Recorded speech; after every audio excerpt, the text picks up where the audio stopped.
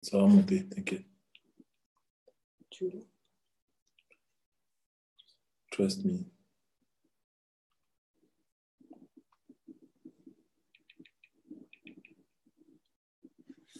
Ça va monter, t'inquiète. Trust me. Tu vois. C'est des traîtres, ces gens-là. C'est des traîtres. Ça va monter, t'inquiète.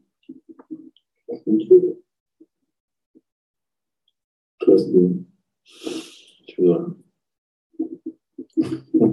C'est des traîtres, ces gens-là. C'est des traîtres. Ça va monter, t'inquiète. Trust me. Tu vois. Le son était calme. C'est des traîtres, ces gens-là. C'est des traîtres. J'ai souri longtemps. Bonsoir.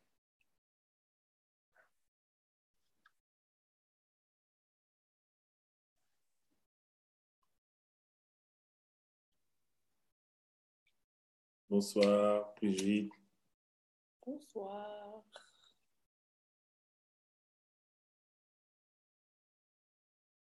Bonsoir, bonsoir, bonsoir. Je vais mettre ça dans le petit.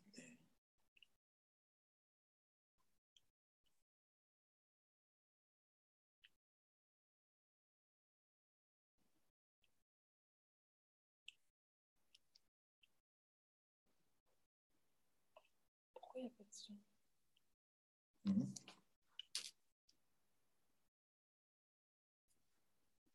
Est-ce que les gens nous entendent là? Vous nous entendez? Est-ce que vous nous entendez? Bonsoir, qui me parle? Bonsoir, qui me parle.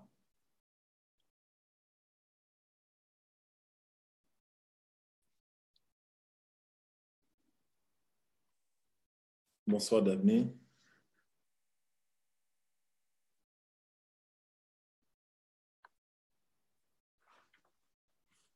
Tu mets le micro. Ah, c'est nous qui n'avons pas de son. Bonsoir, Daphné. Non, c'est bon.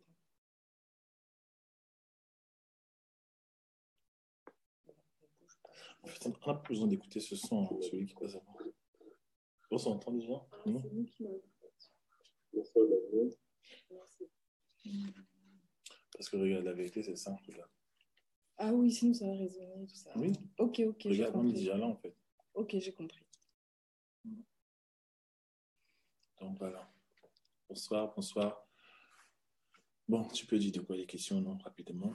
Donc, on a choisi, en fait, de faire un direct à deux parce que ça fait longtemps que on n'a pas fait, tout simplement. Ça fait longtemps. Hein. Ouais.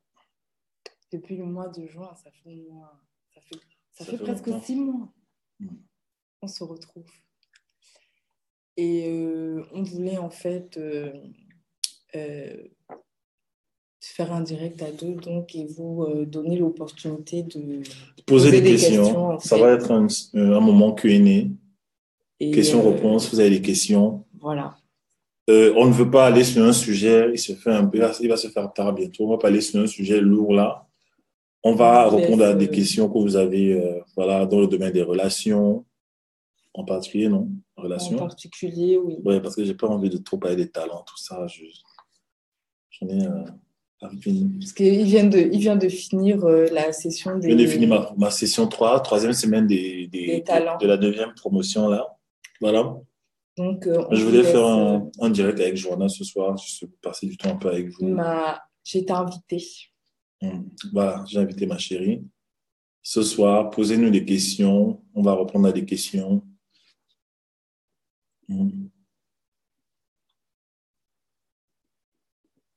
Bonsoir, Jules Stéphane. Bonsoir, Noélie. Si vous n'avez pas de questions, nous, on va dormir. Hein? Si vous n'avez pas de questions, il n'y a pas de stress.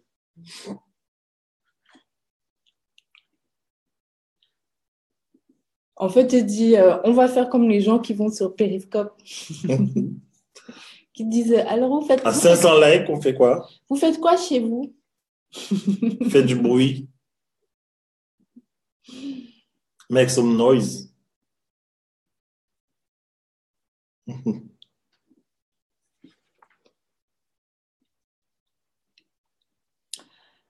Bon. Bah, il n'y a pas de question. Hein.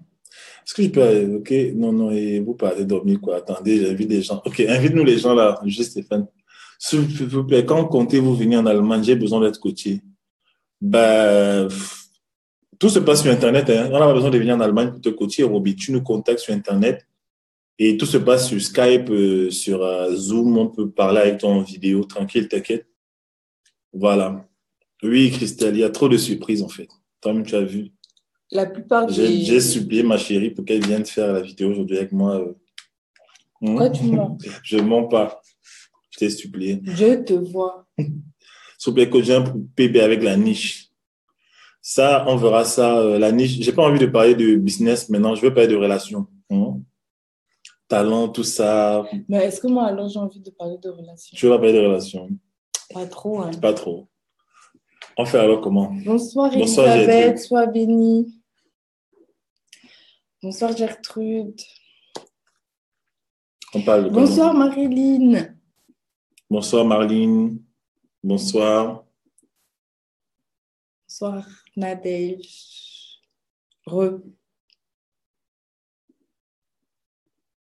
D'accord, c'est noté. Je dois donc prendre rendez-vous sur le blog, sur mon site internet www.williamjamin.com. Tu vas à l'onglet contact en bas, rouge, c'est en rouge.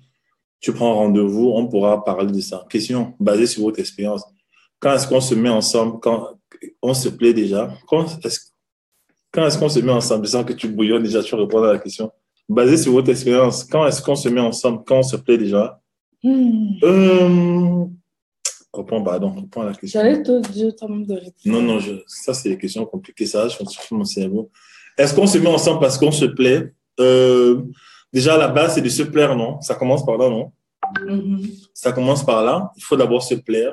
C'est vrai que même si Dieu te donne la femme de ta vie, il rapproche de toi la femme de ta vie, l'homme de ta vie, bah, je crois qu'il y a un minimum, il faut se plaire, non?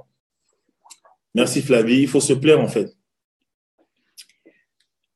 Oui, Christelle, j'avais promis d'enlever, non?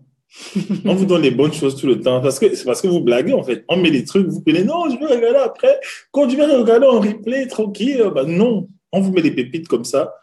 Voilà, j'ai dû enlever. Bref, donc, je n'ai pas trouvé la version française du livre. Comment interpréter ces rêves? Existe-t-elle?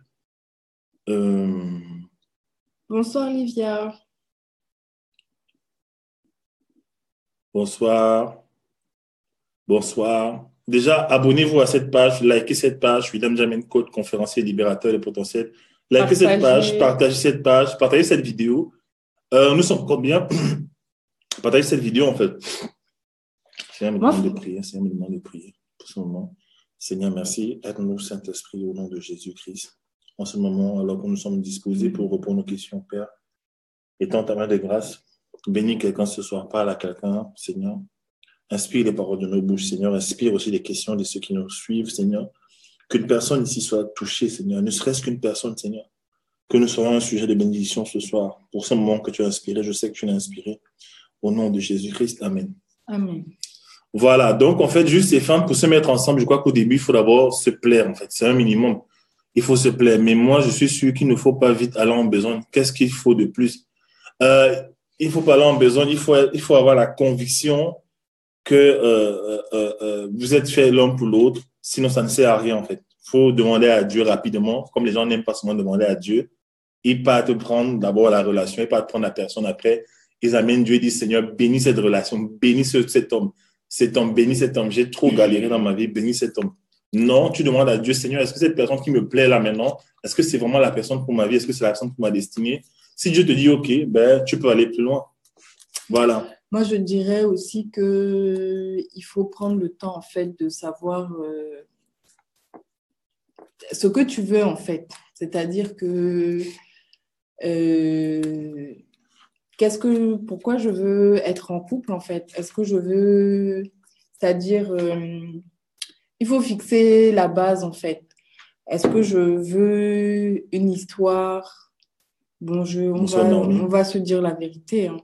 Est-ce que je veux m'engager? Est-ce que je veux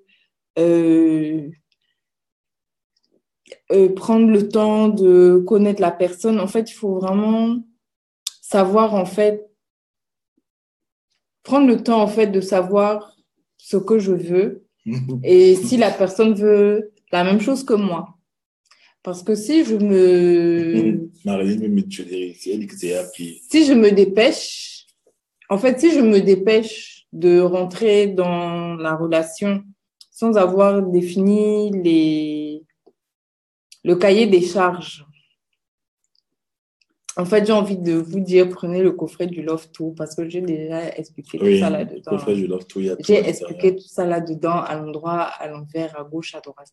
Donc, mais bon. Tu avais dit, par exemple, que dans une relation, les gens disent toujours ce qu'ils veulent, mais ils ne disent pas ce qu'ils ne veulent, ce qu'ils ne veulent pas en fait. Tu vois, dans la relation avec un homme, il te plaît, tu lui dis ouvertement ce que tu veux, ce que tu attends de lui dans le mariage, mais tu omets de lui dire ce que tu ne veux pas en fait. Mais c'est ce que tu ne veux pas en fait qui sera la stratégie pour que tu tombes, pour te faire du mal en fait. Bonsoir Alvin. Voilà. Bonsoir Alvin, bonsoir. Autre question. Merci, le côté Dieu, les filles, hommes et femmes, le oui, c'est que c'est déjà plié. Lol. Ça veut dire quoi alors? Ça veut dire quoi plier? Je n'ai pas bien compris. Qu'ils vont s'attirer. Oui, ça fait longtemps, Émilie. Voilà. L'hiver, là, vous a fait le dansant. Oui, oui. Christian dit que l'hiver nous a fait le dansant. Tu dit que le froid, mais ça ne nous laisse pas. Moi, je ne me néglige pas. Hein. Attention. Bonsoir, Christian.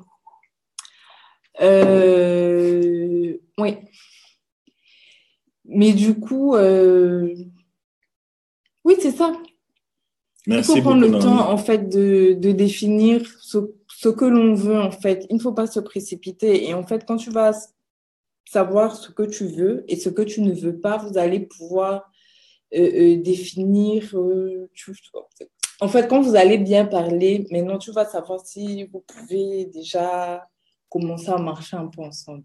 Mais aussi, au début de la relation, ce que j'aimerais dire, c'est que faut pas laisser tes émotions parler en fait. Il faut aussi laisser un peu d'espace à la voix de Dieu, à ce que ton esprit te dit. À ton cerveau, à ton cerveau, en fait. Ne perds pas ton cerveau. Parce que ton cerveau... les émotions, tu attaches ça comme le miondo ou la chicon. Tu attaches ça bien. Tu attaches ça très, très, très bien. Et voilà. Et c'est le cerveau qui... Merci, Marilyn. Qui intervient, tu vois? Voilà. C'est le cerveau qui parle. Parce que parfois, quand vous aimez, là, parfois, c'est comme si vous perdez la tête, en fait. C'est-à-dire, dès que vous êtes amoureuse, tu commences à voir les anges. Tu vois les anges. Tu commences à faire les rêves. Il y a des gens, il y a un pasteur qui a dit que oui, c'est normal de faire des rêves. Hein? Tu vois un gars qui est beau, il est comme tu fais. C'est normal de rêver de lui la nuit.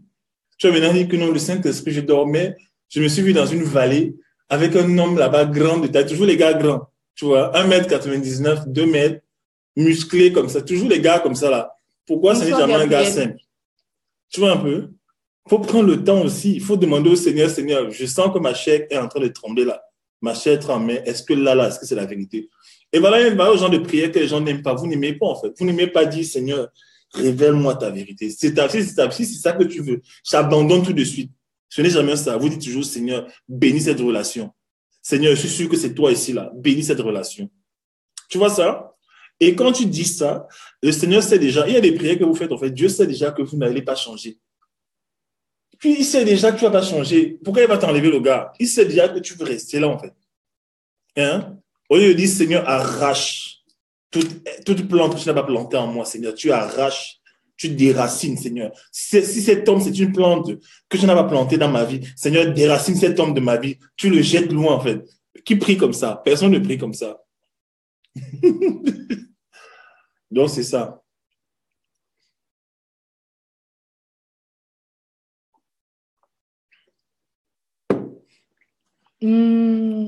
Donc, on a dit que ce soir, c'est questions-réponses. Donc, on passe du coq à l'âne, là. Mais j'ai pas envie de répondre au truc des coachs et de trucs des contenus, machin, données. J'ai pas envie, en fait. Nadé, j'ai pas envie de répondre. On parlera de ça dans le groupe des talents. Parce que là, tu me poses des questions très stratégiques, en fait. Là, je vais parler... Tu veux pas donner tes stratégies? Non, pas pour l'instant.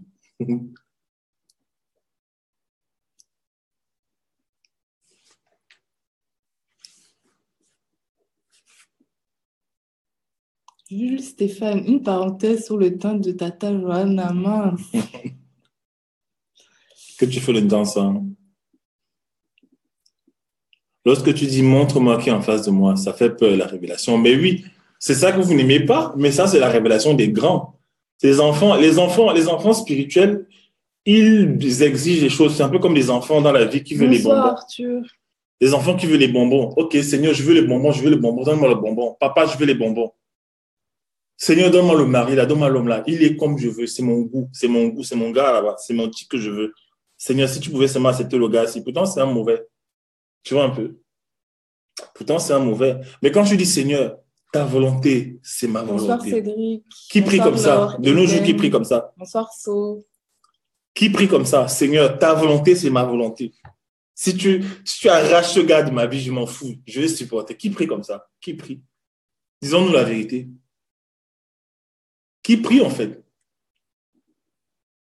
Dès que Dieu te parle de ça, tu fais comme si tu n'as pas entendu. Tu sais que non. Voilà. Sois béni. Bonsoir Arthur, comment vas-tu? Quand je lui dis ce que tu dis, est-ce que le fait de vouloir marier forcément un chrétien est mauvais ou bien trop de critères par rapport à son futur homme est mal? C'est pas mauvais d'avoir des critères, mais trop de critères aussi, ça peut tuer la relation. Mais maintenant, si tu es chrétienne, la Bible dit de ne pas se mettre sous un joug étranger avec des inconvertis, en fait. Vouloir se marier avec... si tu es chrétienne et que tu épouses un non-chrétien, vous pouvez vous marier. Dieu ne va pas venir vous arracher, vous séparer, mais vous allez introduire quelqu'un chez vous, en fait, que vous ne voulez pas introduire, quoi.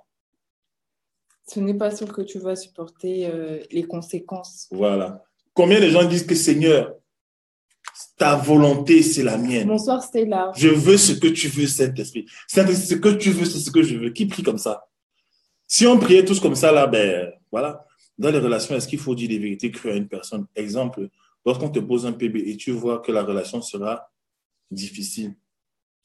Il y a une façon de dire les choses aux gens. Pas, quand tu dis cru, c'est quoi? Brutalement. Il y a une façon, il y a un temps, il y a un timing. Dans la communication des couples, il y a ce qu'on appelle le timing, en fait. Il y a la façon aussi de dire. Il y a le moment où tu dis la chose et il y a l'attitude avec laquelle tu dis, en fait. Tu vois un peu?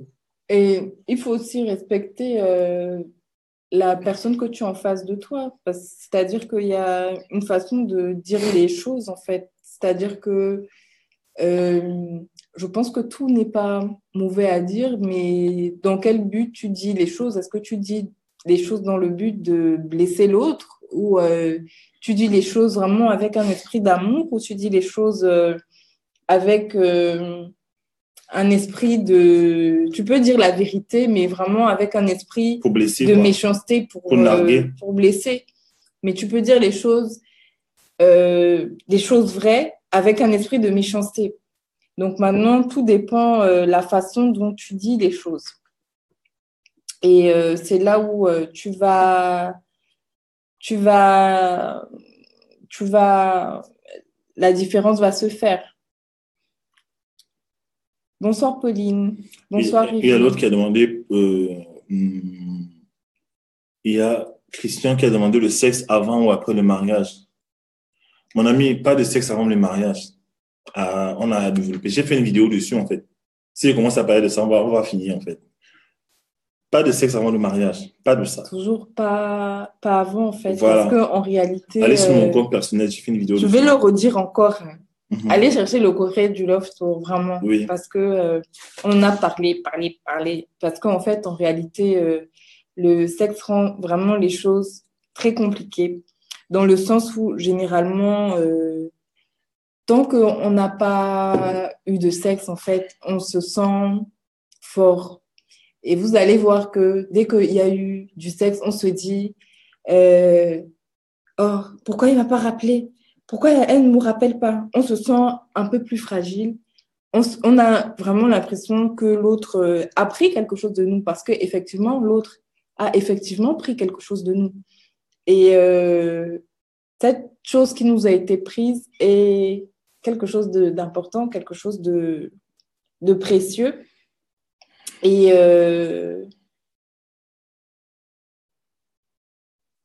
ce n'est pas juste du sexe, en fait. Ce n'est pas juste du sexe, ce n'est pas juste un détail. C'est vraiment quelque chose d'important, en fait. Et de nos jours, on a vraiment fait comme si c'est une composante, un détail, en fait. On a mis le sexe comme si, on a mangé un repas, on a dit ça comme si c'est... On en a fait comme un accessoire dans la relation. Or, ce n'est pas un accessoire dans la relation, c'est vraiment quelque chose de très important, c'est vraiment quelque chose de vital et d'important, en fait. Et je pense que tant qu'on n'est pas passé à l'acte, en fait, on a encore la possibilité de réfléchir avec toute notre pleine capacité, en fait. Enfin, je ne sais pas si je me fais bien comprendre. Et même Miles Monroe, il y a son livre là, qui est Waiting and Dating. Bonsoir, Joyce. C'est un livre qui m'a vraiment parlé, qui m'a vraiment béni. Waiting and Dating, ça veut dire, en fait, comment attendre avant le mariage, la préparation avant le mariage, en fait. Et il expliquait que il faut connaître un être humain à 3 niveaux. Le premier niveau, c'est le niveau spirituel, en fait. Dans une relation, quand tu rencontres un homme, c'est d'abord spirituel. Tu dois demander à Dieu, Seigneur, c'est qui cet homme, en fait? C'est quoi son niveau spirituel? C'est qui, en fait? C'est quoi? Est-ce qu'il a des problèmes dans sa famille? Est-ce ils ont des trucs spirituels, les liens, les malédictions, la sorcellerie, tout ça? Voilà un détail que les gens ne font pas. Ils vont directement au sexe. Et après, ils se retrouvent avec des problèmes. Deuxième chose, il faut connaître un homme au niveau de son âme, au niveau de son intimité, son âme, en fait. Est-ce qu'il a des blessures émotionnelles? Il y a beaucoup de fois, il y a plusieurs fois, on dit toujours que les femmes ont des problèmes, des blessures dépressives. Mais les hommes aussi ont des blessures, hein. Quand tu vois un homme qui va de relation en relation, de femme en femme, qui est toujours brutal avec des femmes, c'est un homme parfois qui est blessé. Et les hommes aussi ont des blessures. Donc, quand tu rencontres un homme, demande à Dieu, Seigneur, c'est quoi son âme? Ou alors, observe dans la phase de l'amitié. Toujours être ami avec un homme avant d'aller plus loin, en fait. Et dans la phase de l'amitié, tu vas voir ses manquements, tu vas voir comment il regarde les autres filles. Tu vas voir s'il se retourne pour voir le derrière d'autres filles. Tu vas voir s'il parle mal aux gens, s'il est insolent, s'il est orgueilleux. Tu vas voir tout ça. Tu vas voir s'il se met le doigt dans le nez quand il part. Tu vas voir s'il est grossier, s'il ne sait pas se tenir à table. Tu verras tout ça, en fait. Ça te permettra de te positionner et savoir ce que tu veux ou tu ne veux pas, en fait. Mais quand tu rencontres un homme directement, tu vas au sexe, ben, tu as déjà échoué la partie spirituelle, tu as échoué la partie émotionnelle. Et après, tu te retrouves avec un tas de problèmes. Vous ne comprenez pas. La plupart des gens ratent, en fait, cette partie-là. Maintenant, la troisième partie, qui est le sexe, en fait, ça intervient après la partie spirituelle et émotionnelle. Mais dans le cas du mariage, c'est quand tu es marié maintenant, que tu as le précieux là, que tu peux maintenant aller connaître la personne sexuellement. Voilà le protocole divin, en fait. À cause de ce protocole qui est bafoué tout le temps, les gens ont des problèmes. Les gens ont des problèmes, en fait, tout le temps. Pourquoi? Parce que les gens ne comprennent pas que quand tu rencontres un homme, ce n'est pas le sexe d'abord. Ce n'est pas le sexe. Ce qu'on est en train de vous dire, on l'a vécu, en fait. On s'est rencontrés, on s'est abstenu de faire ça parce que je m'étais dit, je sers Dieu, il faut que j'honore Dieu à tous les niveaux, en fait, de ma vie. Voilà. Il y a une autre question qui dit... juste, ce que je voudrais dire aussi, c'est que en réalité, le sexe, on a rendu ça comme quelque chose de très banal, en fait. Et en réalité, on rentre vraiment dans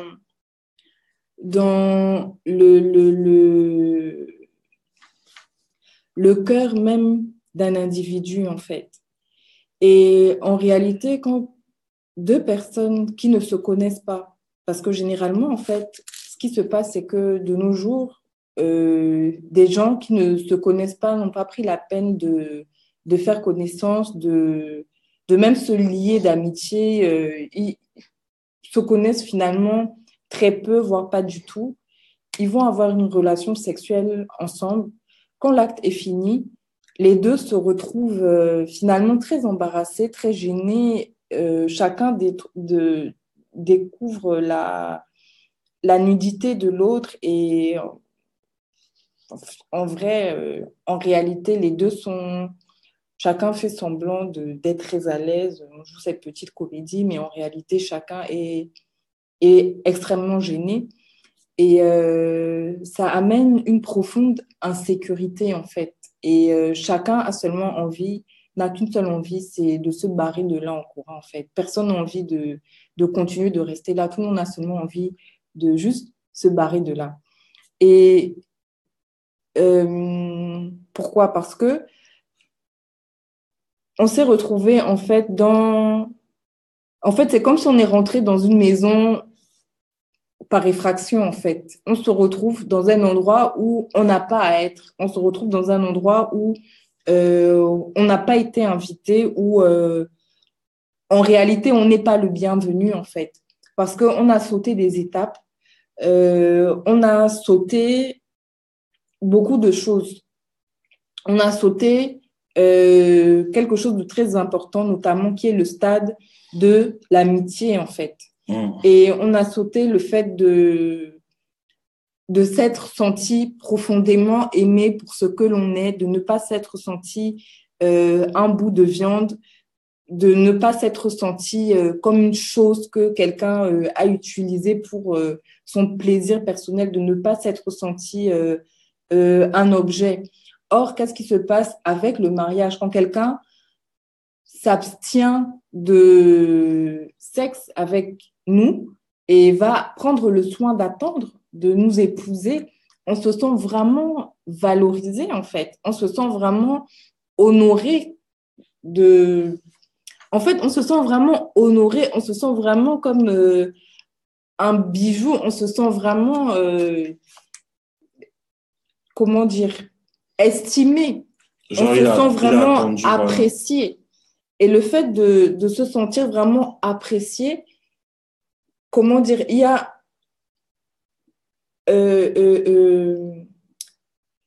cette étape-là de la sexualité n'est plus, il n'y a plus cette chose-là, comme si on est rentré par une... En fait, on n'a pas l'impression d'être rentré par la fenêtre, on a vraiment l'impression que oui, j'ai été invitée dans une maison, je suis le bienvenu, en fait, vous voyez. Et ça change les choses. Ouais. Ça fait la différence. Voilà, il y a une autre question, c'est peut-on accepter de sortir avec une femme qui a avorté et qui s'est convertie pleinement? Christian, il faut comprendre une chose, c'est quoi? C'est que c'est comme si on te demandait aussi, une femme demandait, peut-on sortir avec un homme qui a amené des filles à avorter dans le passé et qui s'est converti. En fait, chacun a son passé, en fait. Tu peux regarder les commentaires de l'écran. Déjà, juste ce que je voulais dire, c'est par rapport à cette question, c'est que quelle est la valeur que tu donnes au salut, en fait? Voilà, le salut. Parce que la Bible nous dit que lorsque nous venons à Jésus-Christ, toutes choses anciennes sont passées. Nous sommes devenus une nouvelle personne. Le sang de Jésus-Christ nous a lavés. À la croix, nous sommes pardonnés. Dieu nous a pardonné de chacun de nos péchés, de tout ce que nous avons fait. Dieu lui-même nous a pardonné. Dieu a pardonné toutes les choses que nous avons pu faire, toutes je sais pas, le moindre de nos péchés. Alors, c'est comme si tout notre passé n'existe plus.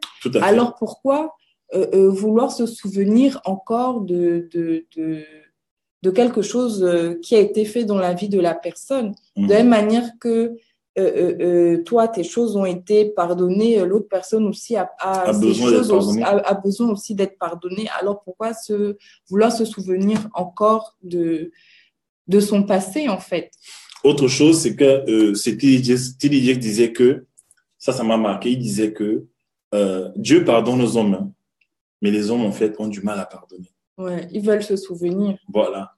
Les gens, ils veulent se souvenir. C'est pourquoi parfois, il ne faut pas ouvrir vos vies, en fait, vos secrets dans ta vie. Peut-être tu as fait des choses. Il ne faut pas dire à tout le monde parce que parfois Dieu peut te pardonner, mais les hommes, en fait, quand ils te voient, ils vont te stigmatiser avec ce que tu as fait, en fait.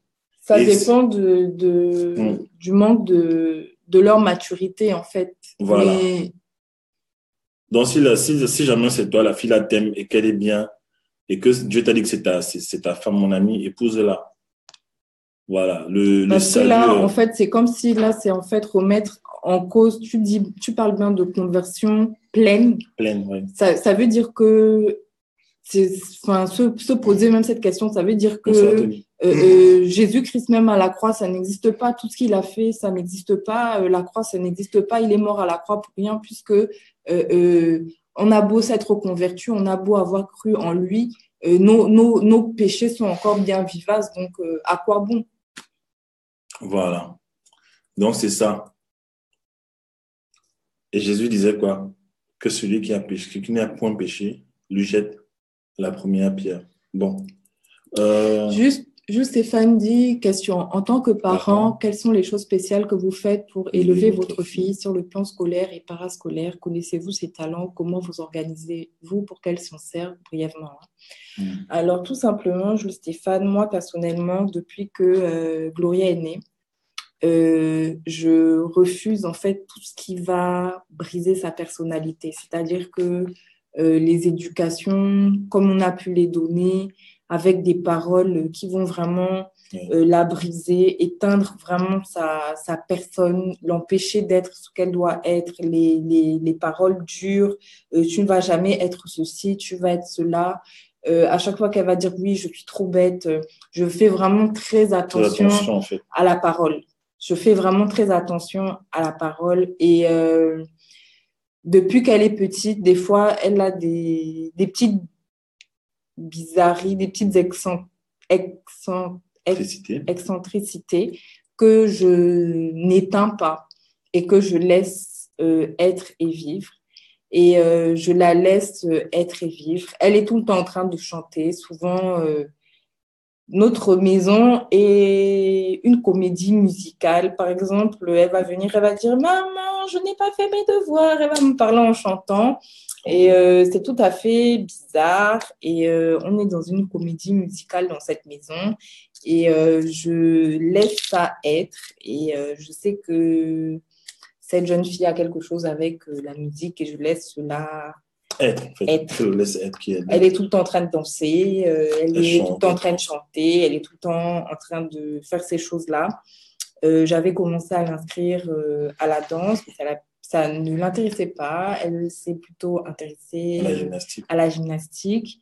Et j'essaye de la pousser dans ces choses-là, mais sans non plus trop la pousser parce que je la laisse faire ce qu'elle aime faire, en fait. Ce qu'elle aime faire. Elle est dans l'éveil.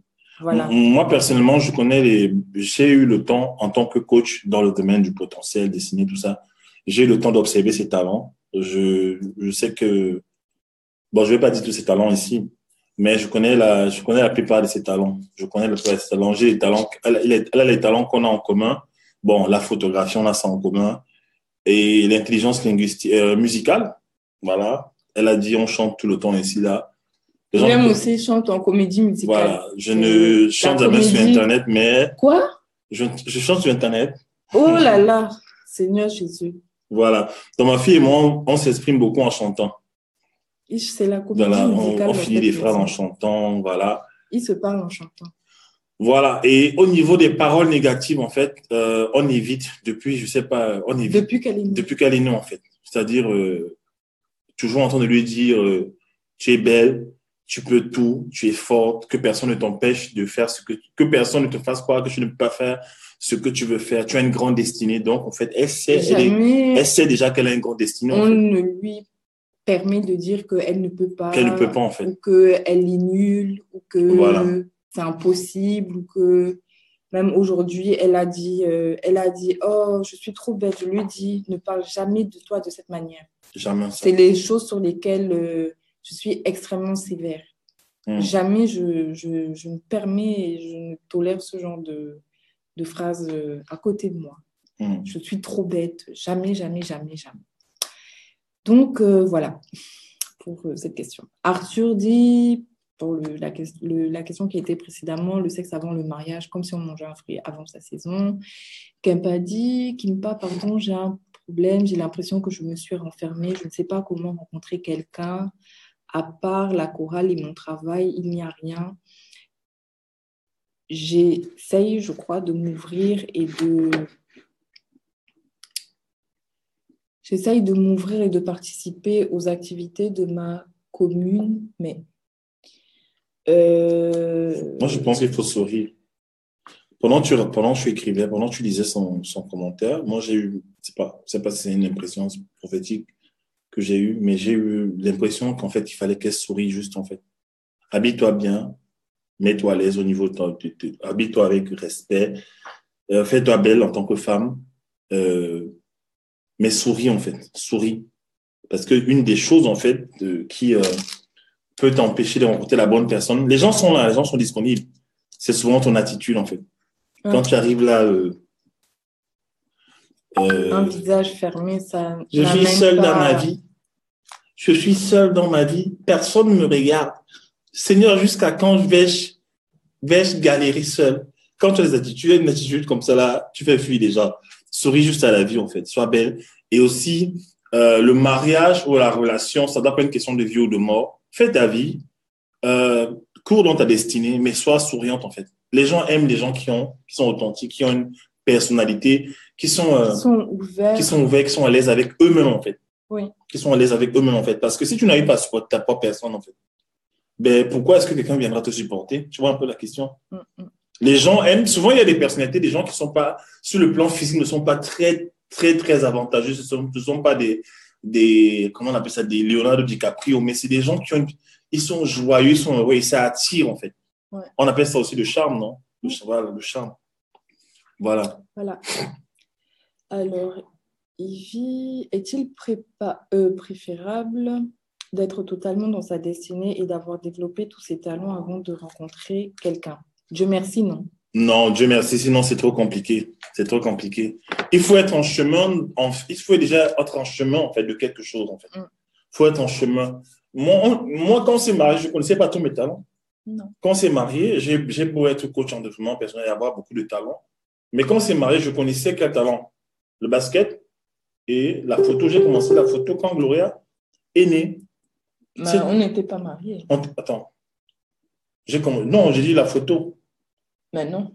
Non, mais j'ai commencé la photo vraiment sérieusement quand Gloria est née. Mais on était déjà mariés. Oui, on était mariés. C'est ça que je dis donc que... Ben non. Donc la réponse est non. Oui, non, voilà. Donc je ne connaissais pas mes talents en fait. Tu vois ça, je connaissais pas mes talents, mais je sais quand même que j'étais dans ma destinée de certaine façon. Et ce serait plus pour les hommes. Voilà. Faut pas se mettre de la pression en fait. C'est vrai qu'on vous demande de développer. Et en vrai, il y a des hommes qui sont pas dans leur destinée et qui sont bien mariés. Voilà. Mais là, c'est aussi un risque aussi. Hein. Bah oui, c'est aussi un risque. Après, quand il va découvrir sa destinée, il se rend compte que toi là, tu ne corresponds pas. C'est souvent là que les problèmes arrivent. Alors, quand deux personnes ont des personnalités assez fortes, comment trouver un moyen de passer la communication sans toutefois heurter la personne qu'on aime? Il faut d'abord un rédempteur. Ben, vas-y, pas. Il faut un rédempteur, en fait, dans la relation. Quand deux personnes, ça, c'est le docteur Smith. Il est passé au Cameroun, c'est un Camerouno-américain. Bref, il a expliqué que dans une relation, il y a un rédempteur. Le rédempteur, c'est celui qui se plie souvent dans la relation. C'est celui qui n'a pas forcément tort, mais qui, pour la pérennité du couple, en fait, accepte de se rabaisser, en fait, pour que le couple avance. Et les deux peuvent être des rédempteurs. Hein. C'est pas toujours la femme. Mais souvent, en Afrique, c'est souvent les femmes qui se rabaissent pour que le foyer avance, en fait. Et l'homme fait n'importe quoi. L'homme aussi peut être un rédempteur. La rédemption, c'est quoi? C'est que tu es celui qui vient toujours réparer les choses. Tu es celui qui vient toujours mettre du vin de l'eau dans ton vin. C'est ça, non? Voilà. Pour que les choses aillent bien, en fait. Parce que si les deux personnes ont une personnalité forte et que ça clash tout le temps, ça va être compliqué, en fait, d'avancer. Voilà. Bonsoir, Tati. Voilà. Alors... Tu vois la suite des questions.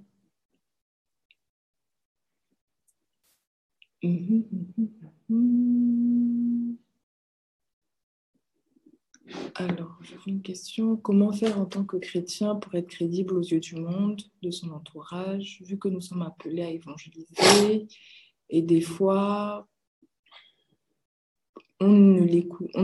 pendant l'évangélisation, on n'écoute pas le chrétien sous prétexte qu'il n'est pas crédible, car ce dernier ne donne pas assez, n'aime pas tuer le temps, n'est pas ordonné, etc. Tout simplement pour être crédible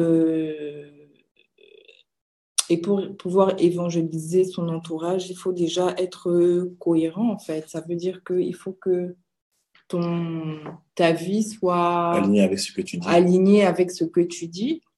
C'est-à-dire que, par exemple, les gens vont te respecter si ce que tu dis est cohérent avec ce que tu vis. Si ce que tu dis, en fait, tu tu es censé vivre l'évangile, mais tu es aussi celui qui fume, qui boit avec tout le monde. Tu es celui qui vit la même vie que ceux qui pratiquent le péché avec ceux à qui tu invites de changer de vie. Il n'y a pas de différence entre eux et toi. Si tu es celui qui ne pardonne pas et tu ne pardonnes pas quand on te fait du mal, il n'y a pas de différence. En fait, tu es censé vivre l'évangile et c'est alors que tu vas vivre l'évangile, ta façon de vivre l'évangile, ta vie même sera un témoignage, même alors que tu seras silencieux, en fait. Ce que j'ai envie de dire. Moi, vas-y, tu veux dire un truc? Non, j'ai fini, j'allais lire la question suivante. Je vais ajouter rapidement quelque chose, c'est que aussi, ce n'est pas tout le monde que tu peux évangéliser. Écoutez bien, je parle toujours de niche, je parle toujours... il y a des gens pour qui le contact va passer. Dans l'évangélisation, il y a ce qu'on appelle les ethnos, en fait. C'est des communautés d'individus avec lesquels nous partageons les mêmes intérêts. Il y a les domaines où tu vas aller évangéliser les gens. Les gens ne vont pas te considérer parce que tu ne corresponds pas au code, en fait, du milieu dans lequel tu vas évangéliser. Je prends souvent cet exemple, en fait. Et c'est très important de vivre tout simplement le message de l'évangile dans la propre vie, en fait. Parce que souvent, les gens ne veulent pas regarder la Bible. Ils veulent regarder comment on se comporte. Et les gens nous observent souvent. Moi, j'ai évangélisé plusieurs camarades comme ça quand j'étais en école de commerce. En fait, je pensais que je n'évangélisais pas les gens. Et un jour, je me suis rendu compte que les gens venaient me faire des témoignages, en fait. Tu vois, un peu, plusieurs années plus tard, en fait. Parce que ils observaient ma façon d'être avec eux, la patience que j'avais, j'encourageais toujours, je coachais, je motivais les gens depuis, en fait. Et cette dimension-là, ça a amené pas mal au Seigneur, en fait. Sans que je n'y sois allé leur dire, oui, Jésus, oh Jésus, Jésus, en fait. Les gens nous observent, voilà. Alors, Lionel demande pas de sexe. Ok, mais jusqu'où peut-on aller? Caresse, embrassade, tout est-il permis du moment qu'il n'y a pas de sexe?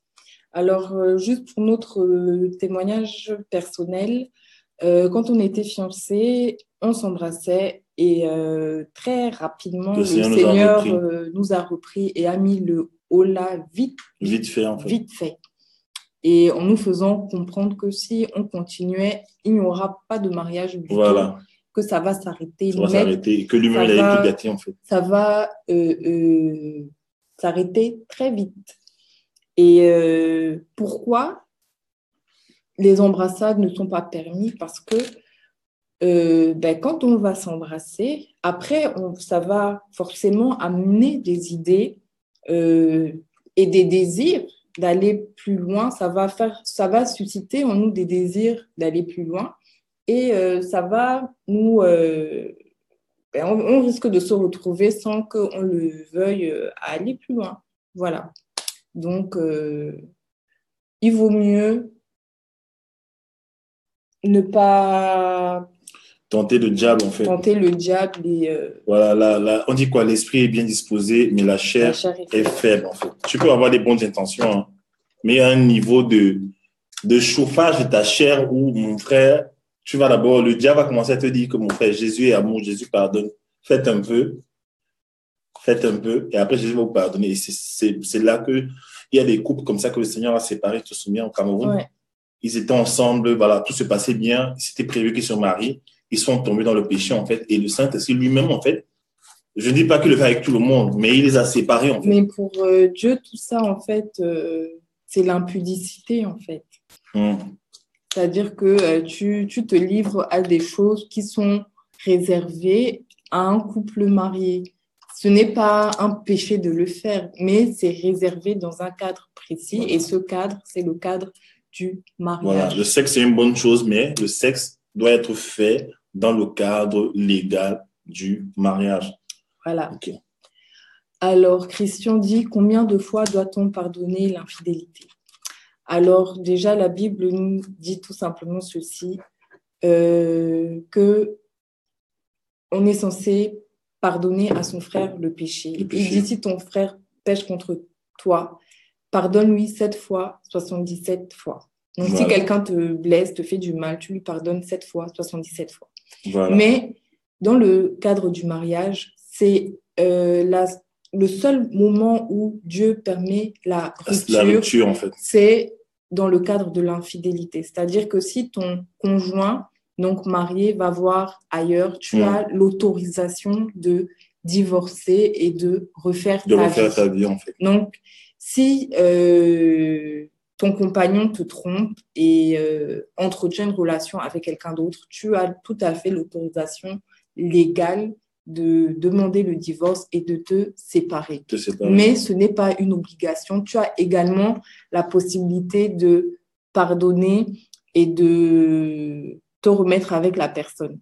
Maintenant, quand tu dis combien de fois doit-on pardonner l'infidélité, si ça devient chronique, quelque chose de chronique et que ton conjoint ne cesse de te tromper encore et encore et encore et encore et encore et encore, peut-être qu'il faudrait se questionner sérieusement et s'interroger sur ce mariage et voir ce qui ne va pas et voilà. Ok. Voilà.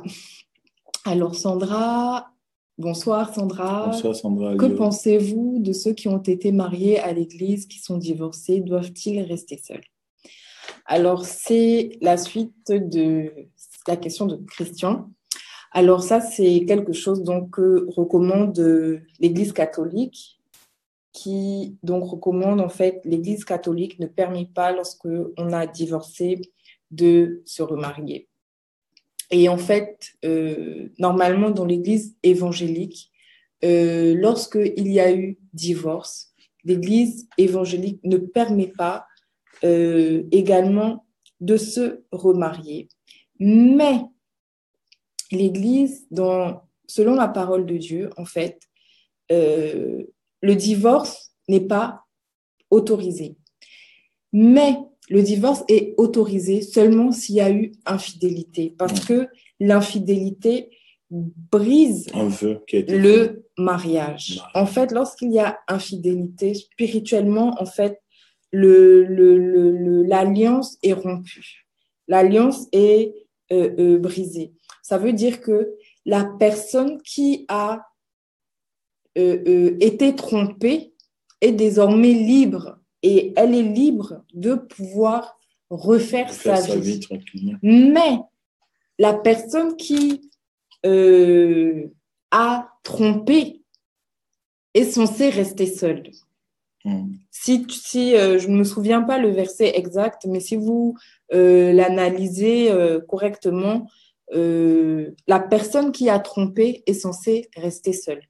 Parce qu'en réalité, c'est seulement la mort donc, qui rompt le mariage. Ça, c'est le genre de questions qu'il faut poser au coach Thierry, ça.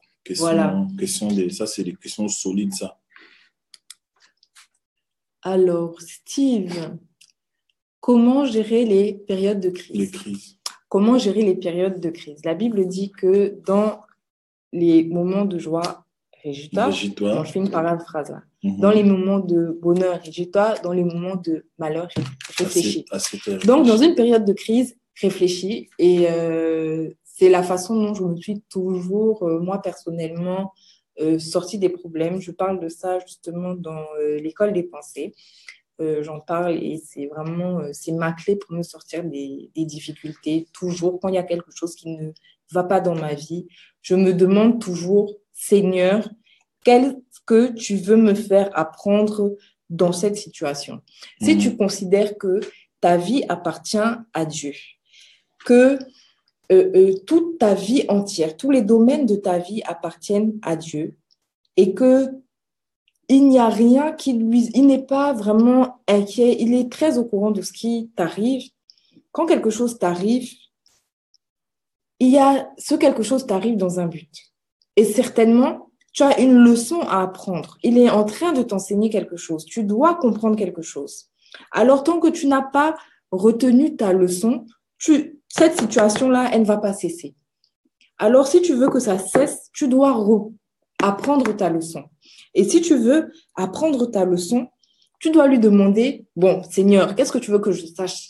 parce qu'il faut que ce truc-là, ça cesse. Il faut que je sorte de ce truc-là. Donc, tu vas lui demander, donc, tu vas lui poser la question. Il va te le dire, tu vas te mettre au pas et la chose va finir immédiatement. Et c'est ce genre de prière, quand tu les fais, ça finit rapidement. Ça finit très, très, très, très, très rapidement. Donc, c'est comme ça que moi, personnellement, je gère les périodes de crise. Voilà. Moi, pour les périodes de crise, en fait, comment moi je vois ça, je vais prendre l'exemple dans notre mariage. Chaque fois qu'on a eu les prises de tête, je me souviens que Dieu me rappelait toujours, en fait, l'image de notre futur. Déjà, au début de notre mariage, Dieu m'a montré une image de ce que on allait devenir, en fait, plus tard. Et lorsqu'on passait par des périodes de crise, on se prenait la tête, on se comprenait pas, parfois à cause de l'immaturité, parfois à cause des attaques de l'ennemi qu'on ne voyait pas, qui étaient souvent très travestis, très masqués, en fait. J'essayais de me souvenir, en fait, de ce que Dieu m'avait montré, en fait. Souvent, les couples que Dieu met ensemble, au début, Dieu vous montre, en fait, une image lointaine de qui vous allez devenir. C'est pour que cette image, en fait, soit une vision qui vous permette de vous accrocher ensemble et de persévérer, parce que le mariage n'est pas facile, mon ami. Quand vous voyez des gens qui sont bien, qui rigolent, qui sont machin, il y a un travail qui est fait. Et souvent, au début des mariages, des jeunes mariages, en fait, les gens ne se connaissent pas, en fait. Ouais. Les gens ne se connaissent pas, donc en fait. Ou on se connaît mal. Voilà, parfois l'homme se fâche, la femme se fâche, chacun, la maison de chacun parle, en fait. La maison de ton père parle, en fait. Et la façon dont ton père gérait ses problèmes dans ton passé, tu voyais ces choses, en fait. Ça crie, les habitudes de la maison de ton père, ça crie. Et vous ne vous connaissez pas, en fait. Et il faut un certain temps, en fait, pour se poser. Ça prend du temps pour devenir chair de ma chair, os de maison, en fait. C'est-à-dire que une dimension profonde, vous êtes 100%. Et quelque chose que vraiment je veux dire, parce qu'il y a les gens confondent beaucoup.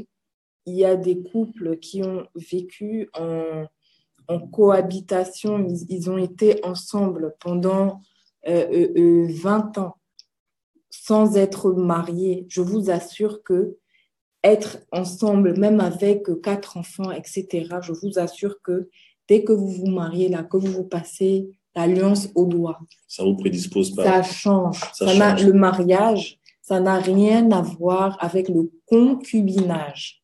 Le mariage n'a rien à voir avec le concubinage. Ça, c'est une phrase que je la répète, je la répète, je la chante. Ça n'a rien à voir. Ce n'est pas pareil. Et des témoignages à ce sujet, j'en ai par paquet. J'en ai par paquet. Des gens qui étaient en couple depuis 20 ans, 25 ans, depuis 10 ans, avec enfants, avec pas d'enfants. Je vous dis que cette chose qu'on appelle mariage n'est pas le concubinage. Dès que les gens se marient, la relation change. Quand bien même ils pensaient se connaître, etc., dès qu'ils se marient, toutes ces choses-là dont nous sommes en train de vous parler, elles émergent. Voilà. Oui, c'est vrai. Ok. Il y a une autre question. Donc, Keren dit, y a-t-il une saison ou un âge pour se marier? En principe, oui, il y a une période où c'est plus facile de se marier. Pourquoi? Quand on est jeune, on sort plus facilement, on rencontre des gens, c'est plus facile. Quand on a un certain âge, c'est un peu moins facile parce que la plupart des gens sont déjà mariés. La plupart des gens, si tu as certains critères, tu aimerais rencontrer des gens, quelqu'un qui n'a pas d'enfant, etc., c'est plus facile de rencontrer des gens sans enfant dans une certaine tranche d'âge que dans une autre tranche d'âge. Donc, oui, il y a une saison, un moment propice pour se marier. Maintenant, ça ne veut pas dire que les choses sont maintenant figées, rigides, voilà, que si tu ne te maries pas dans cette fourchette-là, tu ne te marieras jamais. Et par contre aussi, dans la destinée, il y a des fenêtres qui s'ouvrent. Des fenêtres où tu as la faveur du mariage, ça s'ouvre en fait. Et comment tu reconnais ces fenêtres? C'est tout simplement que dans cette saison-là, beaucoup d'hommes t'approchent et te proposent de mariage en fait. Maintenant, c'est à toi de reconnaître parmi ces gens, par le Saint-Esprit, qui est la bonne personne en fait.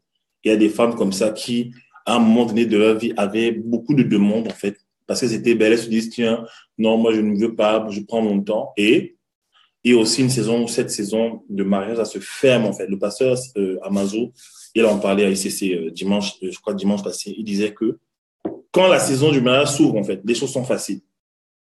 Tu ne s'ouvres pas pour te marier. Mais quand ça se ferme, c'est comme si les gens ne te voient plus, en fait. Donc, il y a une saison spirituelle aussi. Et c'est dans ta destinée. C'est une grâce que Dieu accorde. Voilà.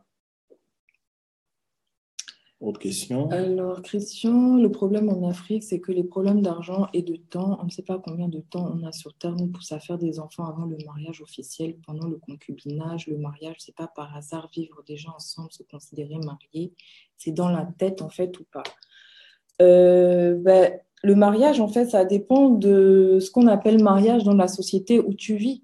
C'est-à-dire que si tu vis, ça dépend de la société où tu vis. Si tu vis dans la forêt amazonienne, le mariage, ça va être ce que la société dans laquelle tu vis appelle mariage. Peut-être que marié, par exemple, en Amérique, au temps de l'esclavage, pour les esclaves mariés, être marié pour les Noirs, c'était sauter par-dessus un balai. Et par rapport à la société qui t'entoure, si tu étais noir durant ce temps d'esclavage-là et que toi et ta compagne, vous vous mettiez à faire des enfants, etc., et que vous n'accomplissiez pas cet acte-là de sauter par-dessus le balai, Dieu ne va pas te reconnaître comme étant marié. Tu dois faire ce qui correspond à la société qui t'entoure parce que tu ne vis pas seul sur ton île. Tu vis autour d'une société. Tu appartiens à une société. Tu n'es pas seul sur ton île déserte. Donc, tu dois faire ce que ton environnement réclame que tu fasses et qui correspond aux autorités là où tu vis. La Bible demande de reconnaître les autorités de là où tu vis. Si là où tu vis, c'est la dot, alors tu dois faire la dot. Si là où tu vis, par exemple aux États-Unis, je crois qu'on a le droit de se marier dans les églises et c'est légal et c'est valable. En France, si tu te maries dans une église, je suis désolée, tu n'es pas marié. Donc, tu dois faire ce que ton environnement réclame. Être soumis aux lois et aux autorités. Tu dois être soumis aux lois et aux autorités de là où tu vis et de ton environnement. Voilà. Joyce dit, est-ce que l'on a le droit de mentir à son conjoint pour le protéger quand on sait que la vérité le fera souffrir? Joyce, j'aimerais te dire que oui. Mais mon expérience personnelle, quand je me suis mariée, j'avais des tas de petits secrets, mais Dieu a tué tout ça. Et le Seigneur n'a jamais permis que j'ai des petits secrets avec mon mari. Jamais. Et même si ça faisait souffrir, on a dû dire ces choses-là. Voilà. Il y a des choses dans ta vie. Le Seigneur n'a jamais permis. Si Dieu veut aller très loin avec vous, en fait, il va falloir un esprit de clarté, de vérité. Et moi-même aussi, j'ai dû m'ouvrir. En fait, il faut qu'à un moment donné, vous soyez transparent, en fait. Faut pas grandir avec ton mari et un jour, il apprend que, ou tu grandis avec ta femme et un jour, elle apprend que. Souvent, ça crée des problèmes. Et Dieu n'est pas dans le mensonge, en fait. Toujours en même temps, le mensonge, ça finit toujours par... On dit quoi, le mensonge, avec quoi? Ça a des petites jambes. Ça fait comment, là?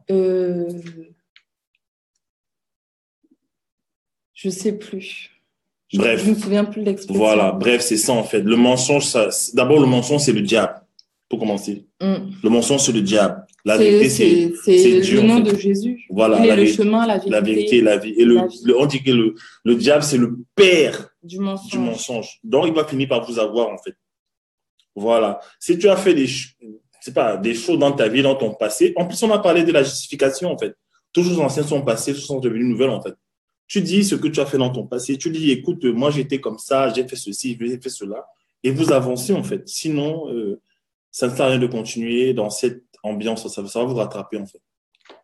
Carole, dans quelle partie de la Bible parle-t-on de quitter son conjoint pour cause d'infidélité? Pour ma culture personnelle, s'il vous plaît, c'est dans le livre de Matthieu.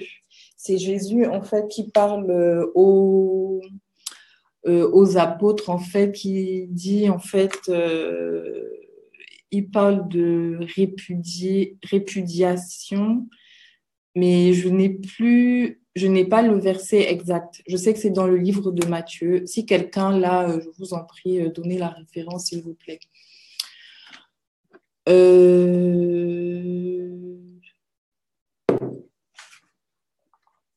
Anaïs, merci pour votre réponse plus que claire sur les embrassades et autres. Un frère s'est séparé de moi car je n'ai pas cédé. Moi, j'ai dit gloire à Dieu, ainsi soit-il. J'ai tout simplement conclu que ce n'était pas le bien, comme le dit si bien Yvan Castanou. S'il ne me respecte pas aujourd'hui, il ne me fera pas demain. Très bien. Bonjour Marie-Bernadette. Patricia Ada. Patricia Ada, c'est bon à savoir car dans beaucoup d'églises, on demande de rester ensemble même avec des récidivistes, mais à quel prix? Au prix de la santé de l'autre, donc la personne qui a été trompée. Non. Des récidivistes. Après, non. C'est pas ça en fait. C'est pas... Voilà. Si je vous écoute bien, la seule raison de divorcer, c'est lorsqu'il y a infidélité. En fait, on n'a pas dit... C'est un débat, c'est très large en fait. On vous parle de la Bible. Voilà. On reste strictement dans le cadre de la Bible. Si vous nous suivez et que vous êtes avec nous depuis un certain temps, nous sommes coachs et nous parlons, nous sommes des coachs chrétiens et nous parlons toujours dans le cadre de la parole de Dieu et on ne va pas vous dire autre chose, en fait. Maintenant... Peut-être nous ne sommes pas aussi une réponse pour vous. Hein. Oui. Je pense que c'est ça, en fait. Peut-être nous ne sommes pas une réponse pour vous. Peut-être si on n'apporte pas... Je ne sais pas. Bref. Maintenant, après, selon ce que vous vivez, si vous estimez que c'est insupportable, c'est à vous-même de décider, de juger ce que vous devez faire pour vous-même et pour votre vie. C'est elle qui dit bonjour à vous, c'est la première fois que je vous suis sur Facebook. Myriam, bonsoir. C'est dommage car les questions sont très pertinentes, mais les réponses apportées manquent un peu de clarté, de profondeur et d'articulation. Peut-être, tu vois, peut-être, on fait comme on peut. Hein. En même temps, comment dire, je ne sais pas si vous êtes là depuis le début de la vidéo. C'est pas un thème. On a dit, on est là depuis 21h30, je crois. On a dit qu'on allait répondre aux questions. On a fait un question-réponse. On ne répond pas à une seule question. Donc, on essaye de répondre au plus de personnes possible et de satisfaire le plus de personnes possible. On ne peut pas répondre à tout le monde et de s'attarder et de développer un maximum. Donc, on est désolé. Si vous avez une question peut-être en particulier ou un souci en particulier, peut-être qu'il serait préférable de prendre un coaching et voilà. Voilà. Aussi, il y a de lumière. On m'a enseigné que le Saint-Esprit est présent pendant la communion charnelle d'un couple marié. Par contre, les relations en mariage, concubinage attirent les esprits incubes et succubes, mari, femme. Bah oui. Audrey Boulotte, dans le concubinage, ils sont deux. Dans le mariage, il y a alliance, ils deviennent une seule chaise, effectivement. Okay. Bonsoir Christelle. Bonsoir Eliane. Bonsoir Emery. Et Emery, oui. Pour ceux qui cherchent le mariage, l'Esprit de Dieu en vous aide à discerner. Très bien, Merveille. Oui, je suis d'accord que Dieu doit faire partie de notre vie de couple, mais il ne suffit pas de prôner qu'on croit en Dieu pour croire que le mariage est un gage de longévité. On n'a pas dit ça. Mais je pense en fait qu'il y a vraiment une erreur parce que nous n'avons jamais dit ça. Et on ne pense même pas ça en fait. Ce n'est pas quelque chose qu'on pense. Alors, Ercilia, dans le concubinage, ils sont un également, car la relation charnelle est un mariage. On partage les bénédictions et malédictions héritées de l'un et de l'autre, exact. Et pour celui qui change de partenaire, il est comme un polygame, car marié à tous ses ex et à son partenaire actuel. La délivrance est importante, car quand on a déjà connu quelqu'un sans être marié, le coach William a partagé une prière pour guérir les blessures de l'âme. Exact. Ah, le mensonge. Ouais, le mensonge a des jambes courtes. courtes. Voilà, merci. Bonsoir, Andrina. Bonsoir, Andrina. Le père du mensonge, c'est le diable. Car pas le mensonge prend l'ascenseur et la vérité vient par l'escalier. Très bien. C'est ça. La vérité elle paye le prix, mais le mensonge, voilà. La vérité, voilà. Mentir à son conjoint, c'est mentir à soi-même, puisqu'on forme sa chair. Très bien, merveille, merci. Bonsoir, Lolo. Matthieu 19, voilà, c'était pour le passage concernant le divorce. Coach, comment faites-vous pour prendre soin de vous en tant que femme? C'est-à-dire? C'est-à-dire, ça c'est vague, ça. Prendre soin de moi, c'est des trucs de beauté ou des choses comme ça? Nutrition, cheveux, c'est quoi? C'est des choses comme ça? Mais si c'est ça, je ne suis pas quelqu'un de très coquette. Tu es coquette pour moi, ma chérie. Tu es la plus coquette. Mais je ne suis pas très... Comment faites-vous pour prendre soin de vous en tant que femme? Car vous êtes divinement belle.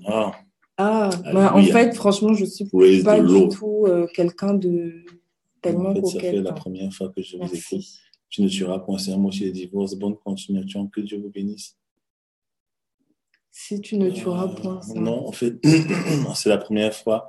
Je pense que Louise Dongo, il faut peut-être nous contacter en inbox. Ou il faut peut-être écouter d'anciennes vidéos.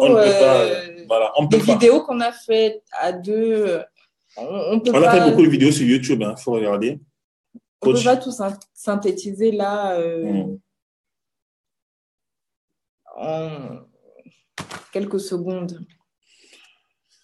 Donc voilà, je crois qu'on est arrivé. Il n'y a plus de questions, non? Soyez bénis. Soyez bénis. Soyez bénis. Rosanna participe. Juste la nutrition, les cheveux, le teint. Tu passes autant à mettre des produits sur tes cheveux. Pour mes cheveux.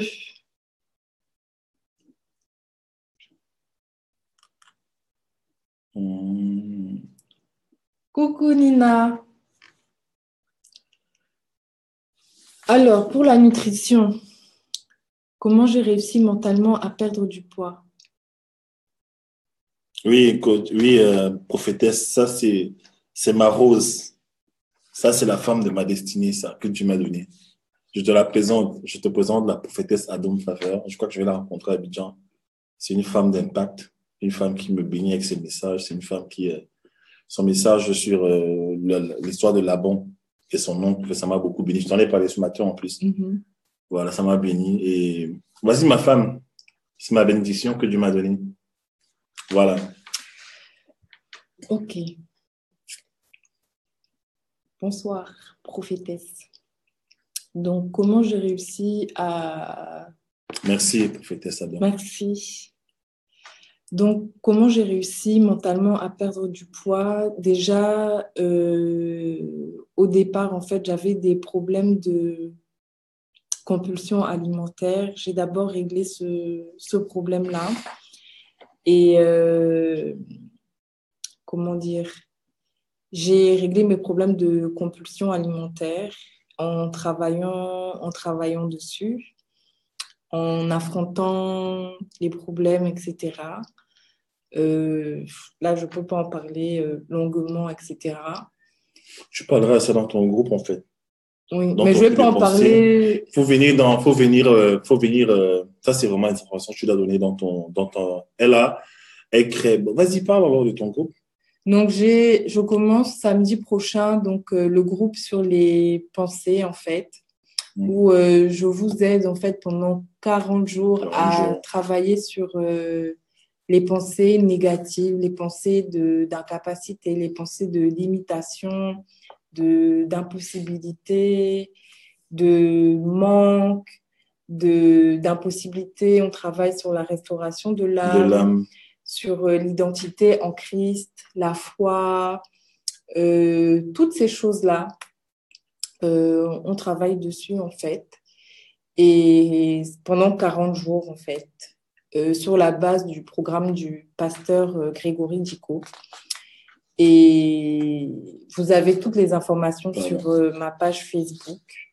Voilà, donc rejoignez, si vous voulez, vous pouvez rejoindre ce programme à partir de sa page. Est-ce qu'on peut mettre le lien ici? On peut mettre le lien ici? Oui, on peut. On va vous mettre le lien. On va vous mettre le lien. Je vais mettre le lien. Vous pouvez aller dans les posts précédents. Voilà. Et voilà, ça commence samedi prochain.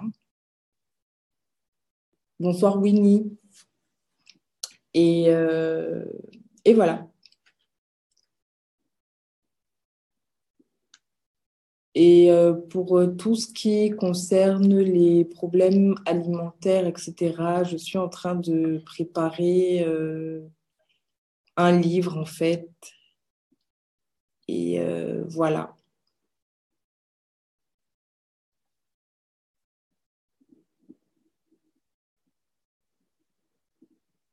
Et juste le teint, pour répondre à Keren, c'est un savon sans savon que j'utilise, mais rien d'extraordinaire. Mais parfois aussi, par rapport au teint, j'aimerais rajouter un truc, c'est quoi? C'est que l'alimentation joue beaucoup, en fait. Tu vois, l'alimentation. Quand tu arrêtes de manger tout ce qui est viande rouge, tu manges beaucoup de légumes, bah, moi, avant, j'avais plein de taches partout. Je me souviens des odèmes, j'avais des trucs ici, sur mon bras, des trucs, voilà.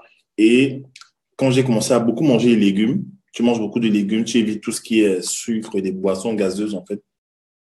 Tu bois beaucoup d'eau, tu bois du thé, voilà. Tu bois du thé. Moi, je bois du thé tout le temps. Ça fait quoi? Ben, ton corps, en fait, les toxines se dégagent, et ta peau devient propre, en fait. Ton teint devient propre, en fait. Pas besoin de mettre des trucs, comme on dit souvent, les ginseng, les trucs comme ça, là. Des crèmes. Dieu a mis tout dans les plantes, en fait. Dieu a tout mis dans les plantes. Voilà, voilà, voilà, voilà, voilà. J'ai mis le lien, j'ai mis le lien. OK. Question-réponse.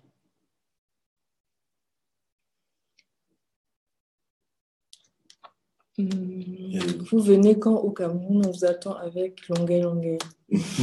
Connectez-vous, connectez-vous, connectez-vous. Le Cameroun, c'est Activation Tour. Activation Tour en décembre 2018. Décembre 2018. Qu'est-ce qui est considéré comme mondain? Tout ce qui n'est pas sain?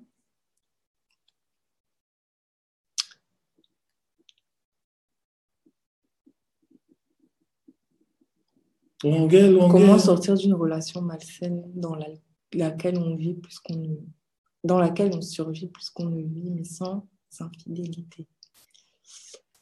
Comment sortir d'une relation malsaine? Tu dis à la personne que c'est fini.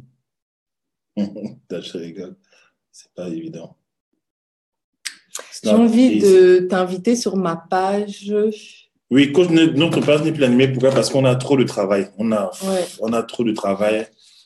Il faut gérer. Tu veux dire un truc? Non, juste pour ta question, j'ai envie de te dire d'aller sur ma page, sur ma vidéo. Pourquoi je ne rencontre que des connards? Désolée pour le mot, hein, mais c'est ce qui m'est venu. Oui, Mireille, c'est ça. Le secret du bon temps, pas besoin d'une danse. C'est clair. Moi, j'étais Fanta Coca. J'avais des tâches. Souvent, je ne comprenais pas, en fait. Et c'est parce que les viandes rouges, tu manges, de la junk food, tu manges, McDo, tu manges tous ces trucs, en fait. Et tu te dis, bah, ça va. Et tu manges du sucre, tu manges des gâteaux, des viennoiseries, et ton teint devient bizarre, en fait. Pour les personnes qui ne sont pas d'origine camerounaise, Janson, ça veut dire le décapage. Décapage. Voilà. Et dès que j'ai commencé à manger, moi, je fais tout le temps, vous avez vu mes vidéos sur Internet, je fais tout le temps de grosses assiettes parce que moi, en fait, j'ai un talent de cuisinier et c'est moi à la maison qui cuisine beaucoup plus. Bon, je m'en fais grâce du talent de cuisinier. Mais j'ai un talent de cuisinier. Voilà. Et c'est aussi une bénédiction pour elle hein, parce que souvent, je fais à manger pour elle. Donc, en fait, je cuisine beaucoup de légumes. On va souvent dans un supermarché qu'on appelle Picard. J'aime bien aller là-bas. Ils te font des sacs de légumes, des mélanges de légumes, de riz, tout ça. Et tu manges ça, franchement, tu n'as pas besoin de mettre de gratter ta peau, mettre des crèmes là remplies de... Voilà. Non, tu manges sainement et ton teint devient propre en fait. Voilà, ton teint devient propre. J'ai commencé à retrouver mon teint d'enfance. En fait, ma mère, voilà. Ma mère... Non, mais il faut dire la vérité. Et on est là, on passe temps à manger n'importe quoi. Après, ça sert à rien de mal manger, de mal mettre, de mettre de mauvaises choses à l'intérieur. Et après, maintenant, tu veux chercher les pommades pour soigner l'extérieur. Non, en fait. Ta peau, là, se soigne déjà de l'intérieur. On attend toujours les recettes qu'on a vues sur Back to Eden. On a trop de travail. Hein. Vous blaguez. On a trop de travail. Et sur les stratégies médias, on a la page de Joanna, ma page, la page de l'entreprise. On a des sites. On a son site qu'il faut faire. On a YouTube. C'est vrai qu'on a une équipe maintenant avec qui on travaille. Mais je vous assure... Plus, la vie familiale. Voilà. Non, mais je vous assure que l'histoire de nutrition, là, je me suis rendu compte, je suis arrivé à cette conclusion, c'est que l'homme est son propre sorcier. Hein? L'homme est son propre sorcier. C'est-à-dire, nous-mêmes, là, on aime se déranger. Tu es ton propre sorcier. Faut voir ce qu'on mange souvent. Tu manges des trucs, après, toi-même, tu te fais peur. Tu dis, mais qu'est-ce que j'ai mangé là? Et après, ça se voit sur ton corps. Bref. Voilà. Hein? C'est vrai, mon corps refuse d'accepter trop de viande. Oui. Et le Seigneur n'aime pas ça, en fait. Tu es là, tu manges la viande tout le temps, tu es fatigué. Il faut faire ceci. J'ai sommeil. J'ai sommeil. La vie est dure, laisse-moi dormir un peu. Tu dors quoi? Midi, tu deviens gros et gras avec beaucoup de sébum. De sébum, voilà. Tout ça parce que tu veux manger les bonnes choses. Et comme les Camerounais mangent, on aime bien manger là. Je t'assure. Voilà, mon taux de globules a augmenté depuis que je suis végan. C'est ça. Hein? Et même les hommes là, hein? Même souvent chez les hommes là, il y a un problème là qu'on résout avec des légumes, avec certains légumes. Hein. Evie, on va manger très bien. Hein? Vous les femmes là, vous vous plaignez souvent. Vous donnez vous cuisinez des gros morceaux de viande à vos maris. Après, vous vous plaignez après qu'ils ont des problèmes, certains problèmes en fait. Hein? Je n'en parlerai pas ici là. Ça c'est les secrets. Tu donnes tu donnes comment on appelle ça? Des parpaings de viande rouge. Hein? Le jeûne hydrique est super génial. Les côtelettes de porc avec le gras. Le problème, c'est que... je faisais ça avant le jeûne. Après, les artères du gars sont bloquées. Le sang ne coule pas bien. Le sang ne coule pas bien dans son corps. Le sang ne coule pas bien là-bas en bas. Après, tu te plains que oui, mais peut-être c'est la sorcellerie. Ce n'est pas la sorcellerie. Arrêtez ça. Oh, Seigneur. Tout le temps dans les restaurants, dans les bonnes viandes là. Dans les bonnes viandes. Après, tu le regardes et tu me dis, tiens, qu'est-ce qui se passe? Non. Faut arrêter de lui donner ça. Commence à lui faire des jus de légumes là. C'est un jus. Viens me voir, il doit te donner des recettes. Hein? Que finalement, le camp des hommes a commencé. Ben, on va faire ça avec Thierry. Ça a démarré, mais c'était trop, les gens ne venaient pas. On va faire ça avec le coach Thierry, le coach d'Action. En fait, on va organiser un gros truc. Parfois, ça sera aussi sur place ici en France, je crois. Mes ongles sont plus forts et, of course, je suis moins fatigué quand je mange après la pause. Voilà. C'est pas normal. C'est vrai. Hein. C'est pas normal. C'est pas normal de manger. Et quand tu manges, tu veux seulement te coucher comme un margouillard, comme le crocodile. Tu vois un peu. Quand le lion, non, c'est le lion. Quand le lion, c'est le lion. C'est ça, le serpent. Il y a des gros serpents dans l'anaconda. Quand il finit de manger, tu peux le tuer. Quand l'anaconda a fini d'avaler sa proie, tu prends une lame, tu l'ouvres, il meurt seul. Parce qu'il a trop mangé. Et nous, on mange souvent, tu manges, après, c'est comme si tu vas mourir, en fait. Non. Tu es censé avoir plus d'énergie parce que tu es censé manger pour continuer ta route, en fait. Tu vois un peu. Mais si tu manges pour dormir après au travail, il y a un problème. Comme le magouillard. Ah, ça, les camels aiment bien manger. Surtout la viande, voilà. Les légumes là dans la nourriture des camels, c'est souvent pour décorer l'assiette. Tu vois un peu, tu as dit que le plat est rouge avec un costaud morceau de viande, une montagne de riz, la sauce alors partout avec du gras. Maintenant, on va jeter juste 2 feuilles de basilic comme ça au sommet de la viande pour faire un peu vert. Et après, on s'étonne qu'on a des problèmes de AVC. Il faut voir ici à l'hôpital, en fait. Ercilia, mes respects. Voilà. Je faisais souvent le ça. Coq. Le plus dur, c'est à la fin. Ça se mélange dans le ventre, tout ça. Non, non, mon ami. Il y a des gens qui ont des maladies. Bref, comme le bois, voilà. Oui. Bon, poisson braisé, miondo, ça va. Poisson braisé, pas me donner envie de rentrer au pays, c'est bon quoi. Poisson braisé, c'est pas gras, c'est... Quand on était fiancés, on avait mangé un super poisson à Kribi. Je m'en souviendrai toute ma vie. On a pêché ça. Elle nous a apporté un plateau au moins de 20 poissons, non? Il y avait des poissons partout. Si, à Kribi, le plateau, il y avait des poissons tout autour là. Ils avaient pêché, ils ont brisé direct. Je me souviens encore. C'était doux. Oui, les coquilles avec l'huile. Ce qui tue notre nourriture, c'est aussi trop de cuisson. Voilà. C'est vrai. Tu manges des coquilles, galocoque, pas trop d'huile. Ce truc du régime là, c'est biblique. Pour le cas de Daniel, avec les autres jeunes qui devaient manger. Oui! Quand la Bible dit que Daniel s'est privé de la nourriture du roi, c'est-à-dire, c'est quoi? Elle dit, Joanne est trop mignonne. Voilà, tu vois un peu, c'est ça. Tu es là, bref. C'est que ce sujet-là me passionne. Faut qu'on me laisse tranquille avec ça. Mes amis, j'ai sommeil. Bon, on va vous laisser. Je vais vous souhaiter une douce nuit. Regardez comment mes yeux deviennent tout petits. La brique va leur faire rire. Mais la brique, ça va. Je dis pourquoi? Parce que sur 50-50, les pochettes de la brique, on fait 50-50, ça t'oblige à manger un peu, en fait. Un peu. Mais il y a un endroit là au Carrefour Loncac, c'est des bars alliés comme ça. Il n'y a que du porc brisé. Tu manges du porc brisé. Après, on te demande de respirer. Tu ne sais pas. C'est compliqué. Une nourriture que même Dieu a demandé de ne pas manger. C'est ça, non? Voilà. Et pourtant, c'est bon dans la bouche.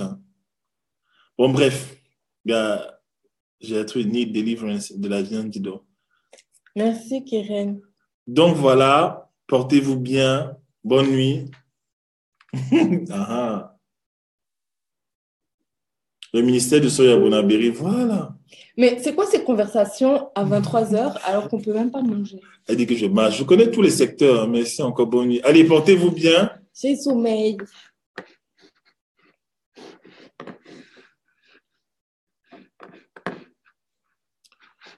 Take care, guys. J'enlève ça. Attends. Bonne nuit. Bye bye.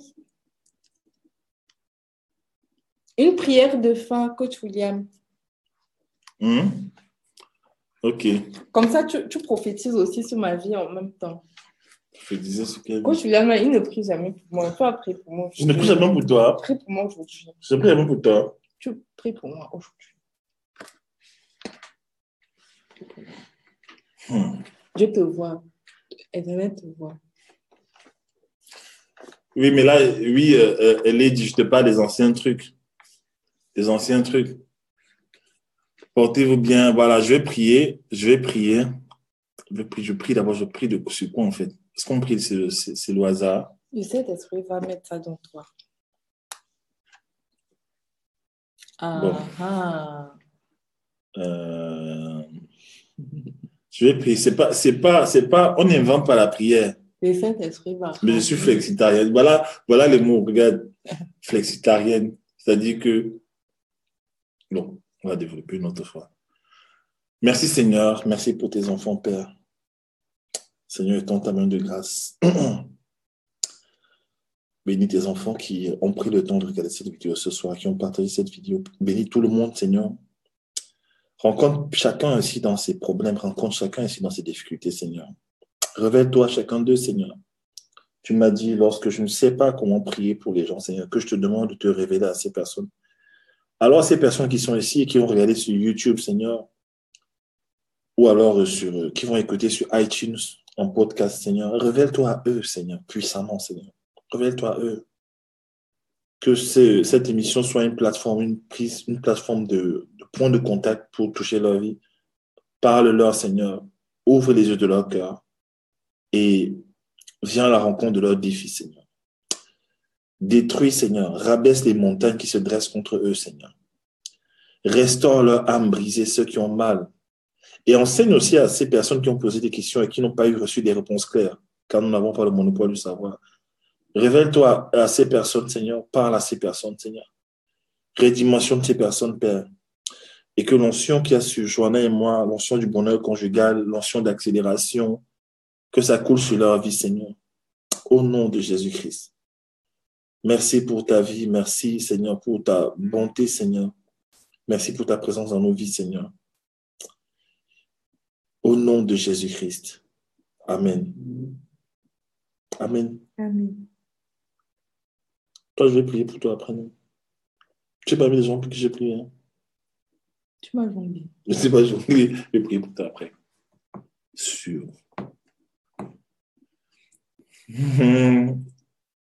Et demain, c'est le hasard.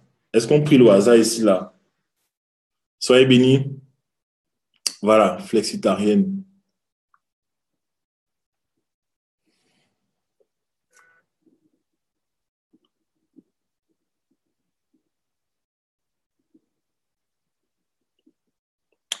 Alors, est-ce qu'on continue notre émission? Coach, j'ai un problème.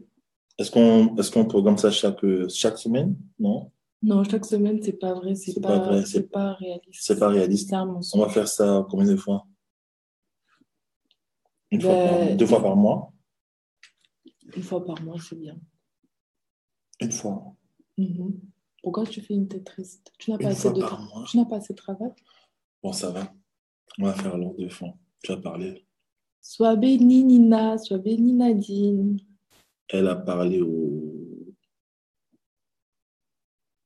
Bon, je vais vous faire le bilan si il a bien pris. Bye bye. Bimensuel. Ouais, peut-être. On verra.